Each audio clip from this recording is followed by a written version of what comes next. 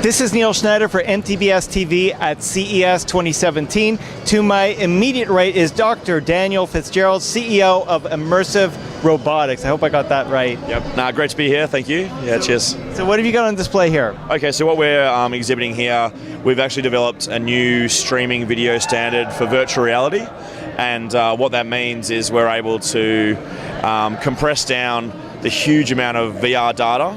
It's usually like 5.5 gigabits a second of data, and compress that down by more than 90%. And that means we can put that over standard Wi-Fi connections like AC and the new AD Wi-Fi.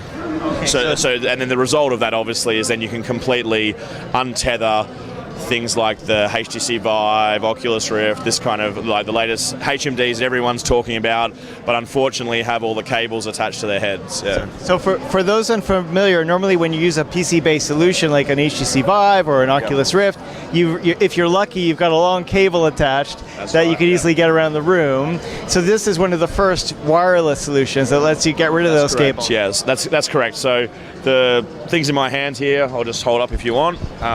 So basically we've got the belt. Hold it higher, please. Sorry? Yeah, we got here we go.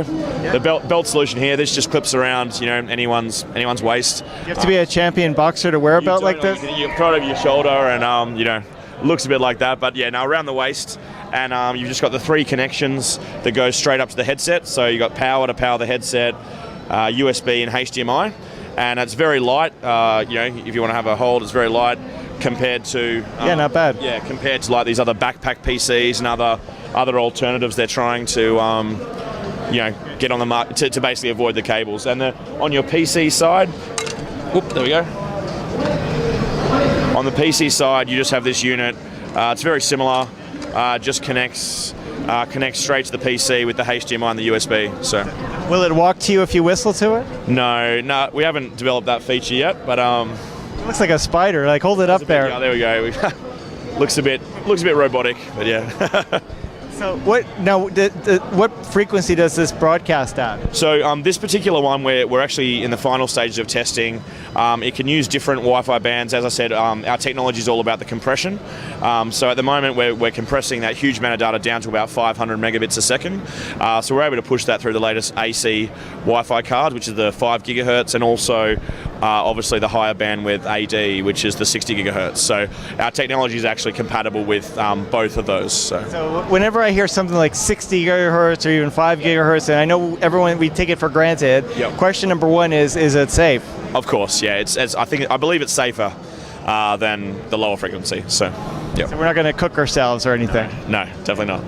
And if for whatever reason you turn on a microwave, and of course we live in the wireless world, any chance of interference? No. So I think the microwaves are down at 2.4 gigahertz. So the 5 gigahertz is up with your standard Wi-Fi now. So what we're using here, we're not developing those chips. So no chance our technology is cooking anybody, as you said. Our stuff's about the compression technology and interfacing with the current leading Wi-Fi manufacturers. So anyone who produces a small PCI-MCA Wi-Fi card, it's in your laptop, exactly the same as this, is going in our device. So. Now we're talking about current generation HMDs like the Oculus Rift and HTC Vive. Does this work with the Rift as well? Yeah, we've done most of our testing with the Vive, which is 2 times HD and 90 frames a second. It'll also, that's the same frame rate and same resolution as the Rift, so the technology supports that as well.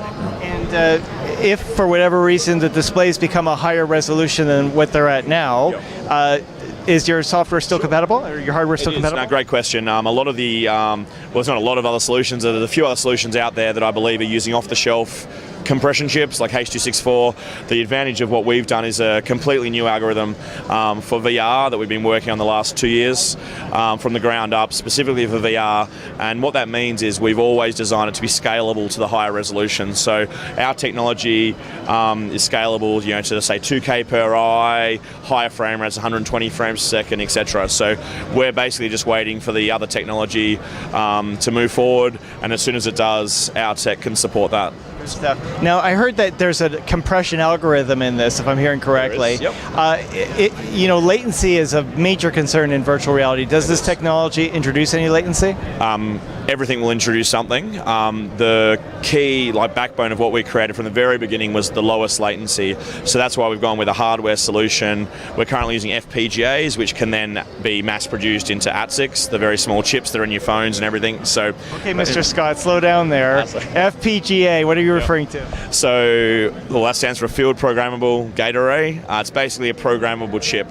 It allows you to program very low level code, but it's basically you can program very parallel architectures, very fast processing algorithms. So we've gone from that very low level, which you use to design specific custom chips, so a specific compression chip, etc.